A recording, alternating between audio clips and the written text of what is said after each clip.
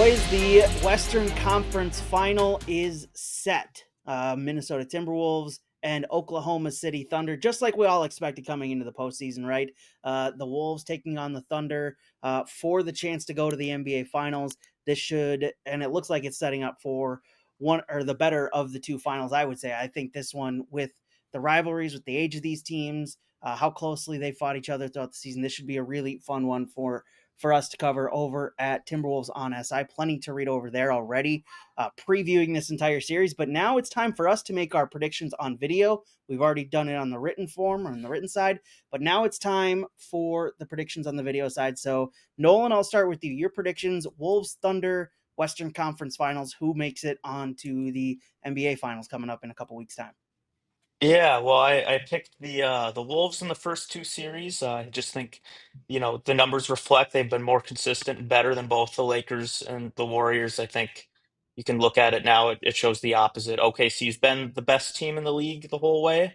It wouldn't shock me if the Wolves found a way to get it done, but I think you can't bet against the team that's just been the best team in the league. So I've got the Thunder pulling it off in seven. I don't think it'll be shocking if the Wolves can find a way to get it done, but I just think it's a tough bet to bet against the best team in the league who has the likely MVP in Shea and has the top defense in the league. So I think the Wolves, and also too, the Wolves can have a turnover problem. They were really good about taking care of the ball against the Lakers, not so great against Golden State. The difference is if they do what they did against Golden State against the Thunder, they're really going to pay for it. So I just think that is just a little much for them to overcome. Like again, I said a couple times, I won't be surprised if they can do it, but I just have to roll with the team that's been the best team in the league all year. Will? Yeah, I'm with Nolan on this one. I think if people go read our article, out of the five of us, Nolan and I are the only ones who took the Thunder. I have a similar rationale. My heart absolutely says the Wolves, and that Anthony Edwards this is going to be his moment, and the Wolves are going to go to the finals for the first time in franchise history, and a Minnesota major men's sports team is going to go to a championship round for the first time since 1991. But my head says Thunder in seven for a lot of the same reasons. They have been the best team all year. They're 68 wins in the regular season. Their point differential is the best in the regular season in NBA history. Their net rating is second best in NBA history, behind only the 1996 Bulls, who need no explanation. It's been a really, really dominant team. With that said, I don't think that this is like the betting odds, which we cover sometimes, reflect. I think the Thunder are like minus 375 favorites. They opened, which I think is like a 75% chance or more of implied odds. I think it's a lot closer to a toss up than that. I think that those odds are kind of overlooking the Wolves and their depth, and the way that Julius Randle is playing right now as a number two. This was a close tied series, 2-2 in the regular season. There's only so much that matters there when three of the four matchups were played in February without Randle, without Rudy Gobert, without Dante DiVincenzo. I think Chet Holmgren probably missed a game or two in that series as well. But I think these teams are really. I think it's going to be an absolute battle. I think they both have size, they both have depth, they both have star power, offense, defense. My concern largely lies with the Wolves being able to take care of the ball against a Thunder team that is so good at turning you over and turning turnovers into points. They're going to have to be a lot better in that regard than they were against the Warriors. They're going to have to be a lot better, period, than they were in the first two rounds, and especially the last round. So I'm going Thunder in seven, but I could absolutely see the Wolves getting it done. Man, I'm gonna have to be the lone shining light of positivity on this show here for today. As I kind of implied in the article that we wrote, I nailed the first two series, so there's a little bit of pressure on me to get this one correct, I feel. And I am going Wolves in six here. We're not going 7 games. The Wolves are going to close this out at Target Center in front of a raucous Target Center crowd. I'm just going off vibes at this point for the Wolves. I understand your guys' points about the Thunder just being the best team far and away over the regular season. They've been doing this since late October. This is the team that has all the momentum in the world.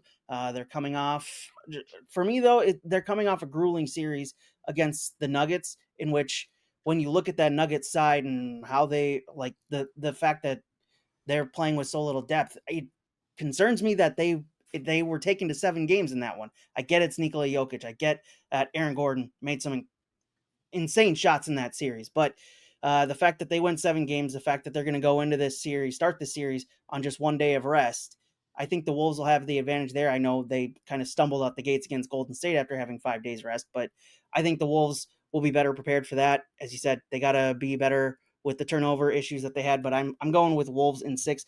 Nolan, you put together the article, so what did everybody else say? Yeah, so it's all Wolves from here.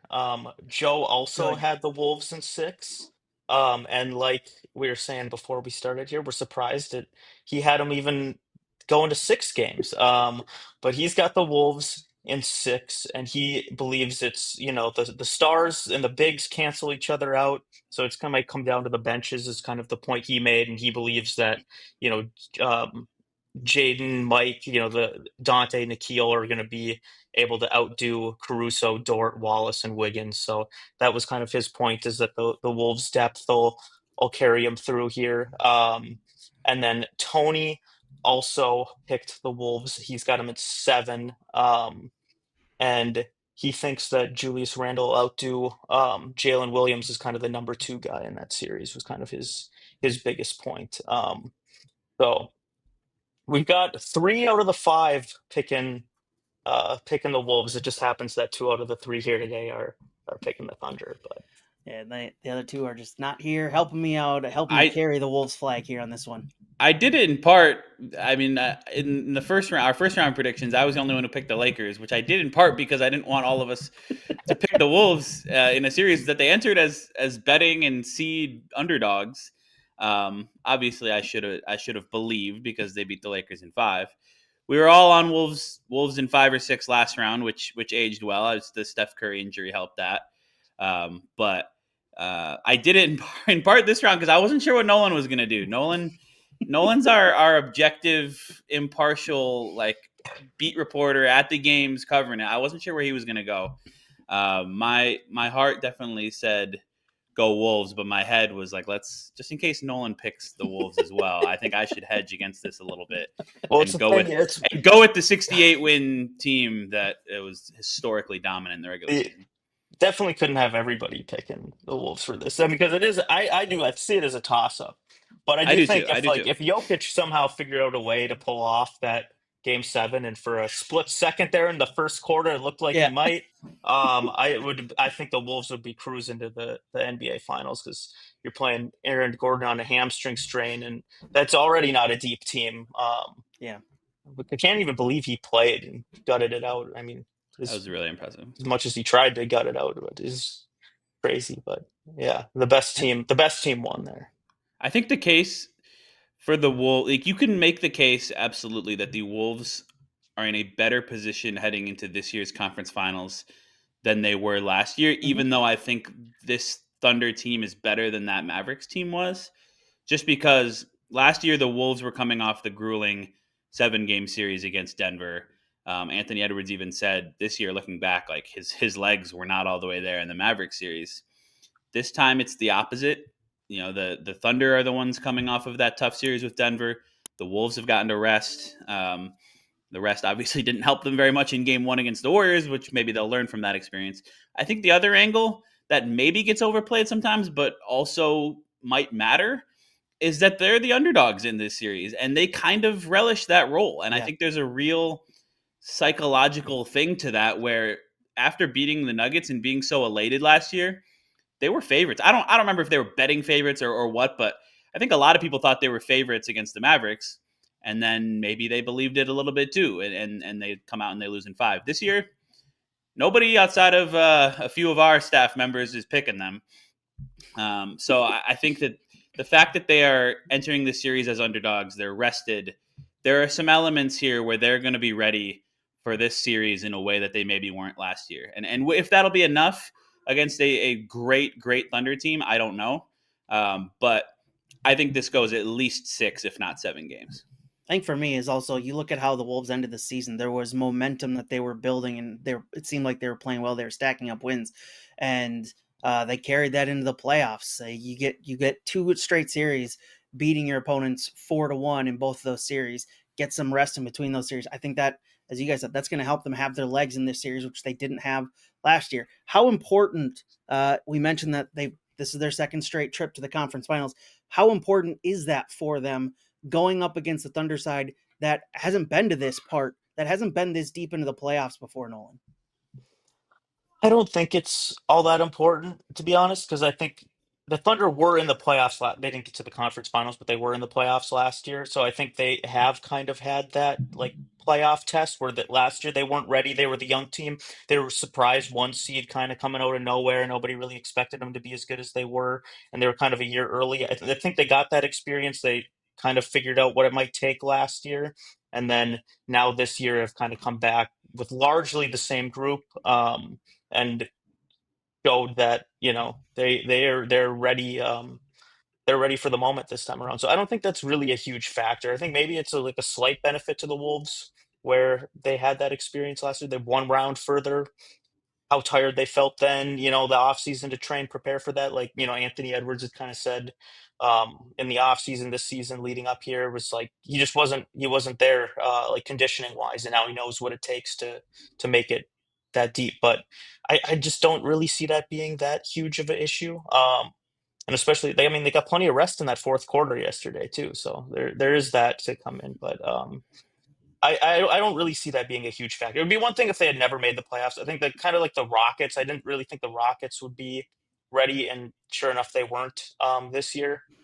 But I think having that experience from last year, I don't think it matters so much that they haven't been this deep in particular. Well, how important is the experience factor in this series for, I guess, when you're looking at it in Minnesota's favor? Yeah, I'm with Nolan. I think maybe it matters a little bit, but not too much. The Thunder were tested last year by Dallas. They learned that lesson. They went out and made a massive trade in going from Josh Giddey to Alex Caruso, and that really, along with the continued development of SGA taking that leap, Jalen Williams taking another leap, some of their young players just became an absolute juggernaut this year. I think maybe it's in the Wolves' favor a little bit that they were at this stage last year that the Thunder didn't get to, but I don't think it matters a whole lot. Both of these teams, these cores, have played in plenty of playoff games. I think it's going to come down to. I mean, you could argue like what I was just talking about the rest advantage for the Wolves, maybe the underdog mindset. Those could be real things. For the most part, I think this is going to just come down to execution and coaching. Really, it's going to be really high level basketball. There's so many different schematic X and O type of things that you could get into in this series. Like, how are the Thunder going to defend Ant? To what degree are they going to load up with two? How are they going to defend Julius Randle? Are they going to use Caruso as like a fronting the post pest in the way that they did so effectively in Game 7 against Jokic? How are the Wolves going to defend SGA? What are the interior matchups look like? There's so many different things here, rotations that I'm just excited to see. I'm excited to watch. I mean, it's going to be Nolan's going to be like at these games and covering them. I'm going to be at various breweries drinking beer, watching these games and stressing, hoping that the Wolves win. But it's going to be really, really high level basketball, and I'm excited to watch it. When you look at it, you guys started kind of hinting at it. When you look at this game and this series, I guess, more importantly, what are the most important matchups for you? Maybe get one or two from each of you guys. Nolan, I'll start with you. Most important matchups that will decide this series. Yeah, well, there's obviously the SGA piece, trying to find a way to defend him. One thing I am really curious about to see is, that's been pretty much the eight-man rotation here in the playoffs. I'm curious if this could be a Jalen Clark series. We saw Shannon a little bit earlier in the playoffs. I'm curious if this could be a Jalen Clark series, just because when all those guys were injured, these couple times they faced the Thunder, the job he did on SGA was pretty incredible, and he just seemed kind of like that guy who could really make an impact in this series. So I'm curious to see if that's something Finch goes to at any point, if they're struggling at all. And then I think the other biggest thing is just take away the number two, take away Jalen Williams. I would kind of assume that Ant would be guarding him. And it's going to be like, it's kind of one of those battles. It's like sometimes a guy's just going to get his. SGA might just get his. It's trying to defend the pieces around him. So if you make it tough on Jalen Williams and SGA is the only one beating you, that might not be enough to do it. So I think obviously you got to worry about the biggest stars. But yeah, I think taking away kind of those pieces around him will be a big key. Will?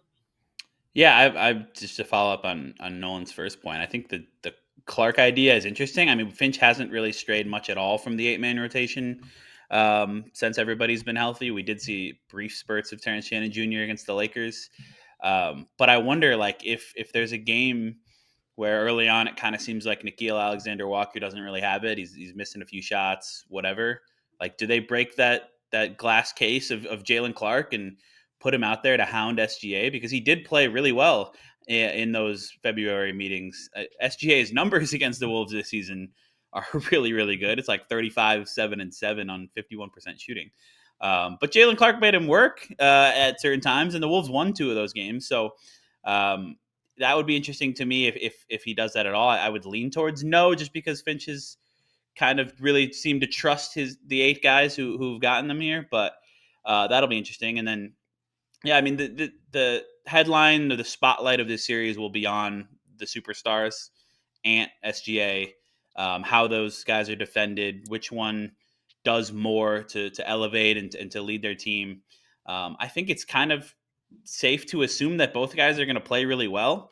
SGA's been the more consistent offensive player this year, but Ant's been, a playoff riser throughout his career. I think he'll shoot better than he did in the regular season against OKC when he was only like 31% from deep. That's uncharacteristic for him. I don't know that that's anything that the Thunder specifically did more than just it's just kind of random variance. So I'm looking at the number 2s, and I think that's going to be huge. Who plays better between Julius Randle and Jalen Williams? And those guys will match up against each other at times. Randle backing down Williams in the post and creating out of it. So, I mean, Randle only played in one of the 4 games against the Thunder this year. So I'm really curious to see how he does, how the Wolves defend Jalen Williams. And then you can go up down the line and look at all the different matchups. The interior, of course, with Randle and Gobert, Naz Reid going against the Hartenstein, Chet Holmgren front court. Chet is a really interesting player because he is he can do a lot of things for a big. He can handle the ball. He can step out and shoot.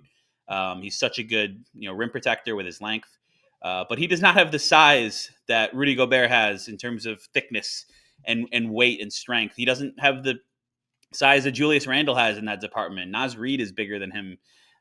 So I wonder to what extent the Wolves can kind of get into Holmgren's chest and push him around a little bit the way Nikola Jokic was able to do.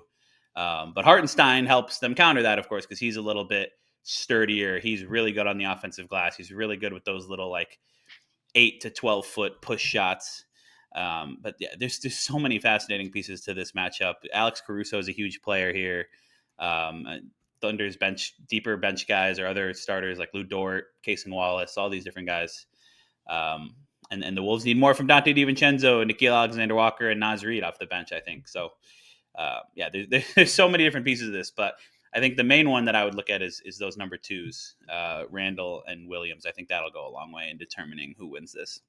When you look at the Wolves team, obviously a lot of the focus, as we've talked about, and has been the talk of NBA media circles since this series became finalized, is what Anthony Edwards will do in this series, feeling like it's starting to become his time.